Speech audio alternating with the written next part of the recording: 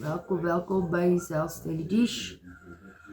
Ek het patats warm gemaak wat uit die diepvries uitgekom het, wat ek gevries het, en hoender en mixed veg en bietjie aardappeltjies in my stoompot gegooi en dit net gekook met 'n soppoeier-sous en so 'n kwart koppietjie rys in die microwave. Gister het Boetie sommer net vir hulle broodjies gemaak. Ek het nie geëet nie, ek was al soos 7:30 in die bed, want wat ook al sussie gehad het, het ek nou. So, my suiker is nog steeds laag, maar wel bietjie beter. Ek dink dit was vanoggend so 6 of something.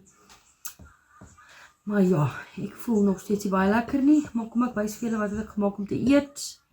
En dan wil ek ook net vir julle remind, die wat my kan help, my details is in die bio. Ek kry operasie die 27ste aan my bors. And I need money for the file and for gas. As daar enigiemand is wat my kan help, stuur my DM asseblief. Daar is gelukkig nog genoeg tyd, wat ek vra maar net in advance. Maar kom ek wys vir julle wat eet ons.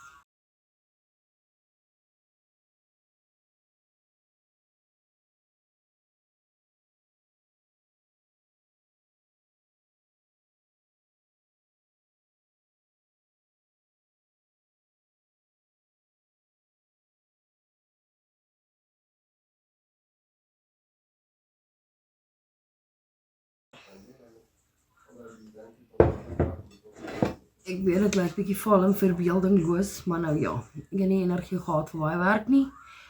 En ek like daai pot, jy gooi dit net in en voilà. Min werk, min moeite. En ja, it is what it is. At least I'm feeding my family. Dit is nie 'n bord vir sussie nie, want sy eet 2-minute noodles. Alweer. Maar nou ja, mag julle 'n beautiful dag hê, be blessed, wees geseënd. Geniet die res van julle week. Trek warm aan. Dit is koud. Piepie koud. Enjoy. Bye.